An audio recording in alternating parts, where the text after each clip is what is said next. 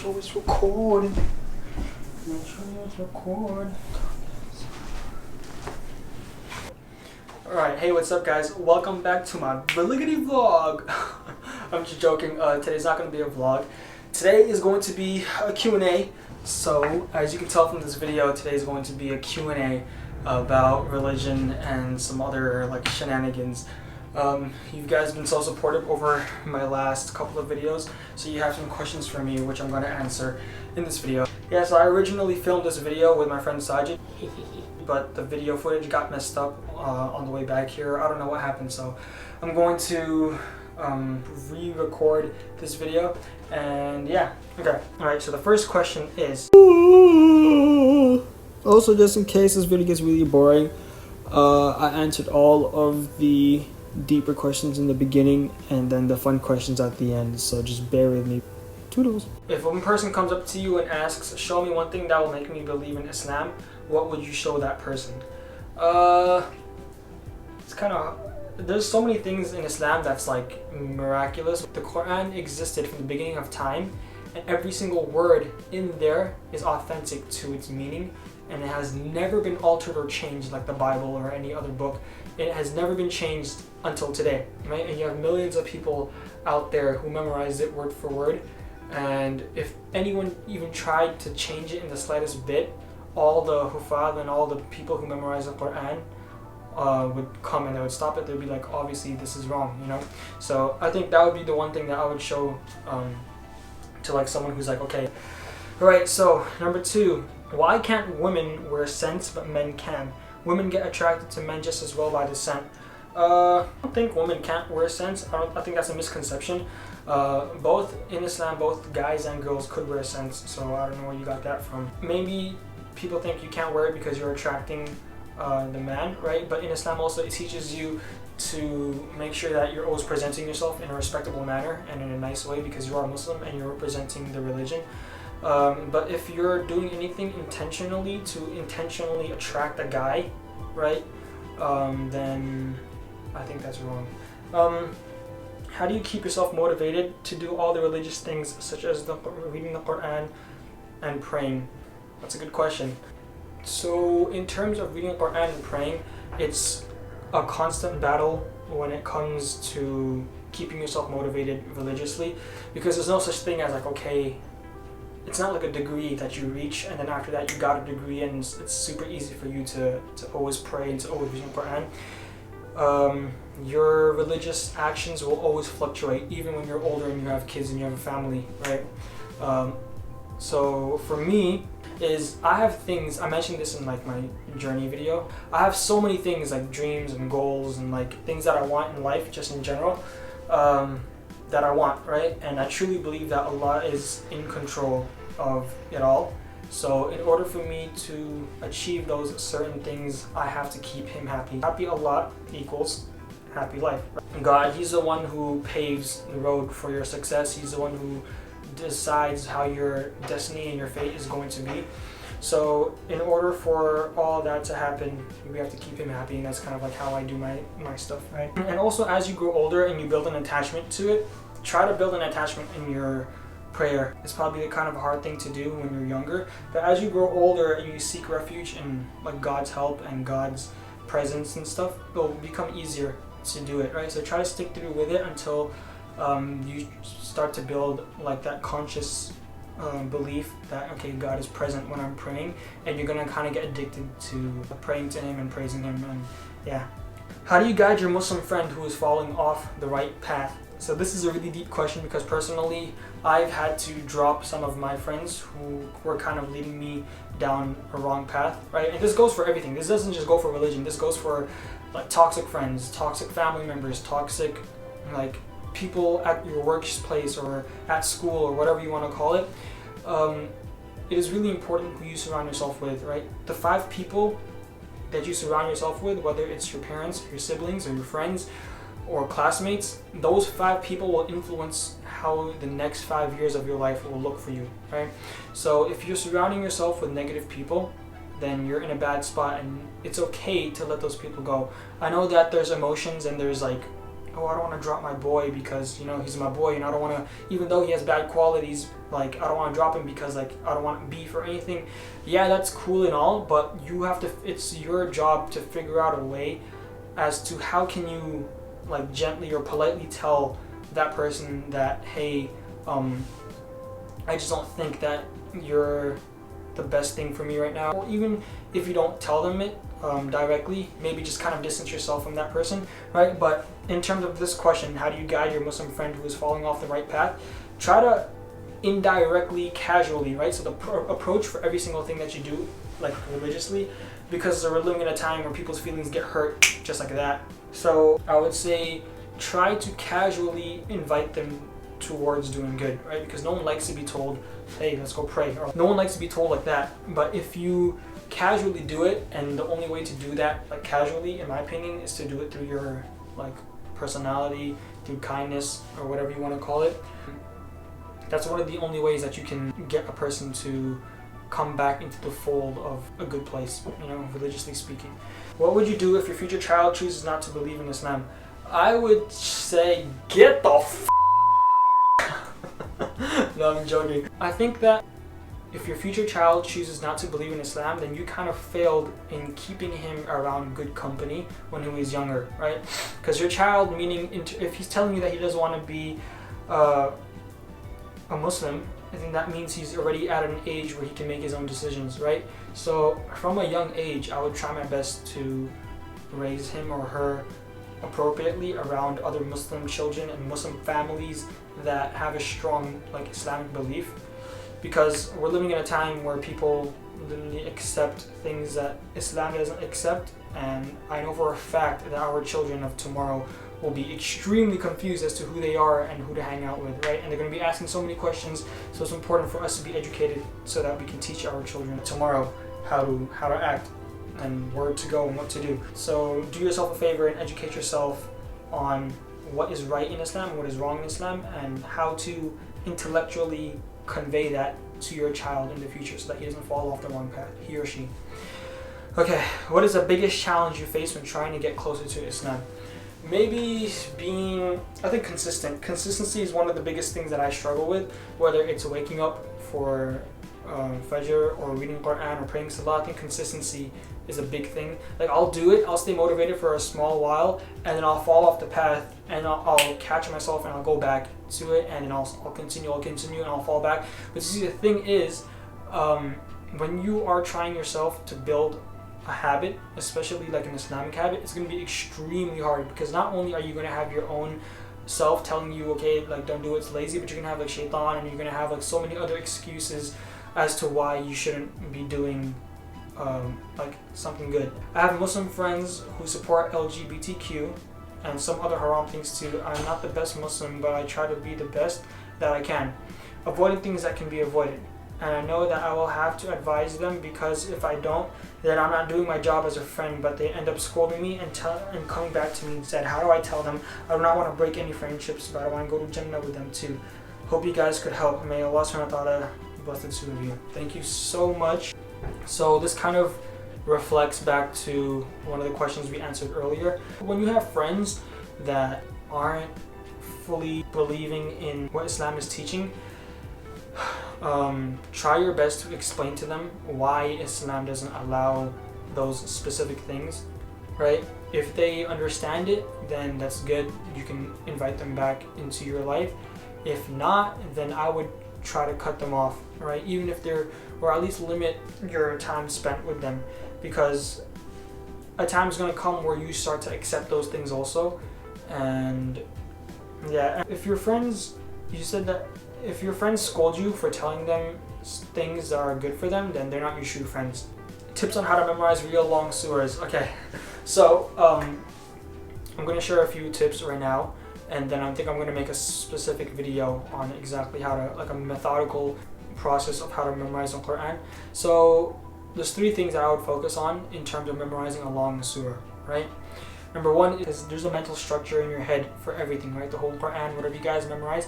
If I told you guys, okay, memorize this surah, you guys would have a mental structure, right? So for example, read the whole surah once, build a structure for that mentally, and then break it up into parts, right? and then memorize the first part, memorize the second part, connect those two parts, memorize the third part, connect all three parts, right? So it's kind of like you're building things.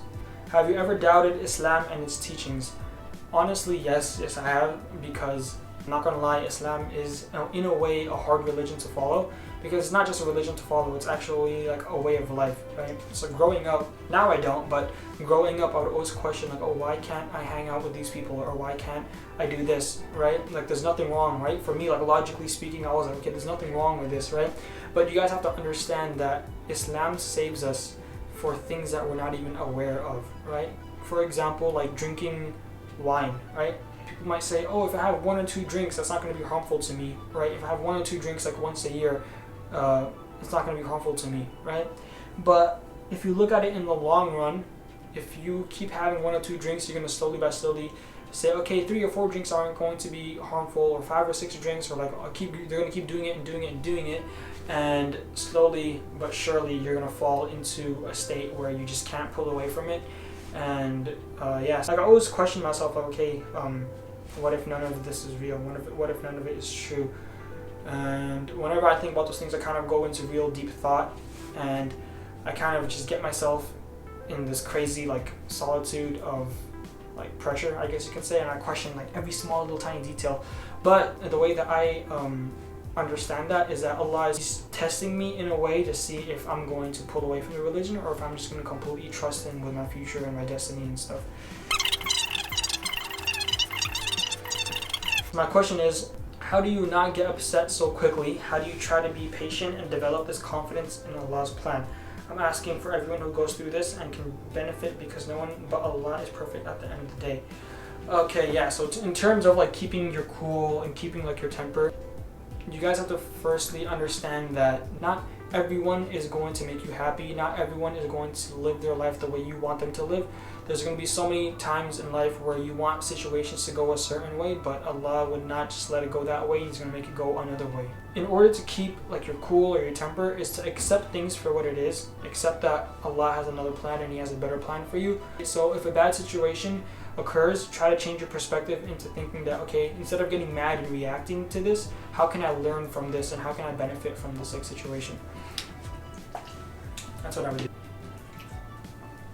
Alright, so now that all of the like crazy questions are out of the way, more fun ones right here. So here we go. Do you like hijabi girls? Yeah, I do like hijabi girls. There's some type of beauty that's different when you are into hijabi girls. It's because like, yes, you're attracted to them because they're Muslim and they're following like their religion, but it's a whole nother beauty when they take it off. So that's like a plus side. It's like, for example, it's like they're in a cocoon, and then when you finally like marry them, then they like take off their hijab and like a little tiny butterfly that just like. But yeah, I'm into hijabi girls. If your future kids were the kind of Muslims you are now, would you be proud of them? I mean, my dad's definitely not proud of me, but would you be proud of them? I don't know, Saido, would you be proud of them? I think so, yeah. I mean, I don't know. I don't think I'd be proud of them yet, but I'd be happy in the direction that they're going. How to protect yourself from the sins in the most efficient way? You kind of have to understand the consequences of the sins. For example, like backbiting or lying or cheating. Understand the consequences of the sins, and that should hopefully help you refrain from making. Is it okay to have a favorite surah in the Quran? Hell yeah. My favorite surah is Surah Yusuf. How do you deal with a toxic and oppressive parent who does not respect you and eventually abuses his power within? So, okay, P.S. I'm not talking real talk. I'm talking real toxicity, not rebellious teenager stuff. Okay, yeah, so this is a good question also. How do you not be disrespectful in a household where your parents are being like over possessive or over protective, right? So my parents are exactly the same way. They're like extremely possessive. They don't even I'm like almost 20 years old, and my parents don't even let me like sleep over at people's house. They don't let me go out after like sunset. So you kind of just have to learn to have patience with their boundaries, right? And not look at it as such a bad thing, right? Also, if your parent is oppressing you, then try your best to communicate that with them. Let them know and let them be aware of how their behavior towards you makes you feel, and just talk to them. Talk to them, have a conversation, communication, right? No one's mother or father is too cold-hearted or too like emotionless, or they don't care, because the main reason why they're overprotective or they're oppressive or they're like possessive or whatever you want to call it, the only reason why they're doing that is because they care too much about you, or they care so much about you or how the outside world influences you, right? So just communicate to them about how you feel, and try to find a middle ground where you guys can agree to like things together. How do you focus during Salah? Wallah, my mind wanders. Alright, so that's my mind wanders is a lot too. Like I'll be daydreaming in Salah, like I'll pray, like I'll say Allahu Akbar, and then my mind would just completely leave, like completely go. Like the Imam will already be in like sajda and I'll still be up there, right? But in terms of staying focused in Salah, try to understand the meaning of whatever you're reciting or whatever the Imam is reciting. So learning the meaning of Arabic helps, or just thinking about Allah's greatness and how He's in control of like everything. try to focus on that, right? Do you think that getting married when you are young is a bad thing? Because I want to keep it halal and marry someone when I'm 18/19. So many people judge young couples and I hate being judged. Okay, so people will judge you no matter what you do in life, whether you're 10 years old or 15 years old, or probably not 10 years old, but people will judge you no matter what you do in life. And I do not think that getting married young is a bad thing. I just think that it's more sensitive and it's more pressured because you guys are younger and both families know that, okay, the couple is young, but just make sure that both like your family and your spouse's family are on the same page, and that you and your spouse understand that whatever is happening is happening. Just make sure that you guys are aware of everything. It's deeper when you're younger. It's more sensitive because like you're kind of blinded to so many other factors that haven't been a part of your life yet. Before you even like indulge into like trying to get married, understand and make sure that you know what kind of life you want, and make sure you convey that to your significant other, right? Make sure you convey that to the other family and to your family. Okay, this is where I stand, this is what I want, so that in the future when things arise, you guys are both on the same page. It's not a question, but you inspire me a lot. Thank you so much. Go comment Allah is the greatest, and yeah, I'll go like that comment and make sure that you guys are fully appreciated. But thank you so much. It's not a question, but you guys inspire me a lot. Thank you. That means so much to me. That means so much to Sajid. He's not here right now, but when we initially read that comment, it meant so much to us. So thank you so much. How would you describe your dream wife? Alright, so this is the last question I'm going to answer. How would you describe your dream wife? For me, just someone who like understands the balance of religion and this world, right? Because I don't want someone who's like too religious, and I don't want someone who's like too modern, because I'm not that way. Someone who understands like the boundaries of Islam, right? And like who understands Islam on like a deeper level. Like I gotta pray 5 times a day, and I gotta thing, you know, someone who's like educated in the field. And just someone who's like really nurturing, because I find that motherly vibe like super attractive when it comes to raising a family, when it comes to anything like that. Like growing up, I was always really close to my mom, so that's like something that I search for in that I will be searching for in a partner, right? Other than that, I say this so many times and it sounds so cliche. I know you guys probably don't believe me, but physical beauty does not matter as long as you're not like drop dead ugly. And they have to be like goofy, you know what I mean? Like not too serious, because I don't like serious girls. That's just boring, you know. I want someone who's I can grow old with, and I don't have to worry about like life getting boring, you know. But anyway, I will touch up more on the subject maybe in another video. But yeah, thank you all so much for the love and the support recently. You guys have absolutely been smashing it on these YouTube videos. But yeah, that's all. Thank you all so much for watching. If you have any other questions that I probably that you commented but I didn't respond to, comment them down below, and probably for the first like couple of hours by this time this video is uploaded, I'll be down there answering your questions. But yeah, thank you all so much. I'll see you in the next video.